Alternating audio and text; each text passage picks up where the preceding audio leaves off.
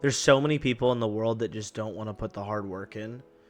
And part of it is either they don't believe that they're going to see what happens from the effort they put into it, or they don't understand where the joy comes from in what they do. And something that I've discovered for myself after 31 years is what brings me the most joy isn't the final product. I mean, that's a reward, but it's the process. I love working hard. I also like working in the minutia. And so I think there's a lot of people out there that will look at me and say, I could do what you do. And then I go, yep, I definitely think you can do it. And they go, how did you do it? And my response is, well, I made 400 phone calls a day for 2 years straight. Ooh, I can't do that. Ooh, that sounds rough. Everybody wants to have what you have until it's time to put in the work that you've put in. But if you can discover where the joy comes in your life and what you do, it'll be worth it. But you got to find out where that is. And for me, it's in the process. It's in the minutia. I like the fact that I'm willing to do things that other people aren't willing to do. That's what brings me joy.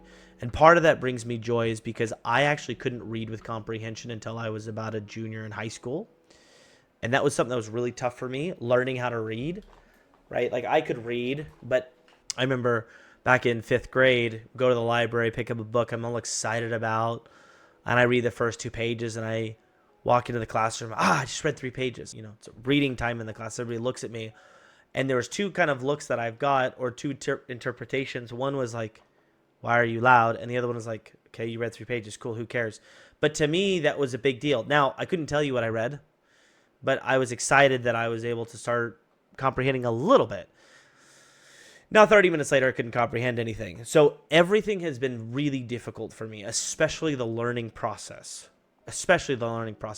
But I'm willing to do what other people won't do, and that's put in the work. So I did door-to-door sales for 3 years.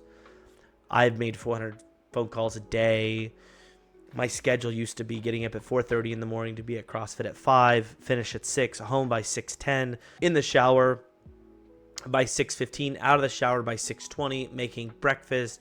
I'm out of the door in a suit and tie by 6:45 in the morning. I'm then driving to the office, 45-minute drive. I'm there at 7:30, and I'm training agents for 30 minutes from 7:30 to 8, and then I'm on the phones from 8 o'clock to 1 o'clock. I'd take about a 30-minute nap, and then I would work again, you know, breaks here and there, but from like 1 o'clock to 9 o'clock at night.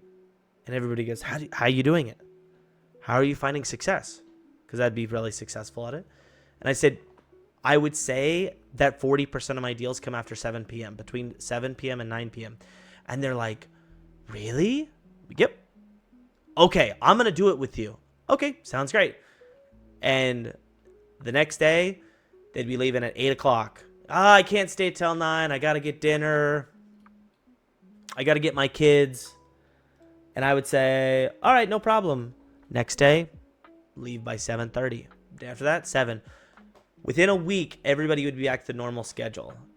And then they would just like, I just can't do it. I just can't do it. And people would make all these excuses about why they couldn't find success. And the root of it was they weren't willing to put in the work. If you'll put the work in on the battlefield, getting yourself bloody and scarred up, and you'll push through what is the most difficult part of learning, you will find success where other people won't, because that's where everybody quits. They quit right before it gets tough, or right as it's getting tough. And if they were just to stick with it, things are easy that you know how to do. When you don't know how to do something, it's tough. It seems impossible. There's a big glacier in the way, and the glacier is fear. And I'll tell you how fear works is fear is a mile wide and an inch deep. And it just looks like it goes down infinitely. But once you step into it, you lean into the fear, you realize that all it was just an illusion. And so you got to lean into it, step into it. You will find success if you lean into the hard things and you find ways to push past the pain and become successful.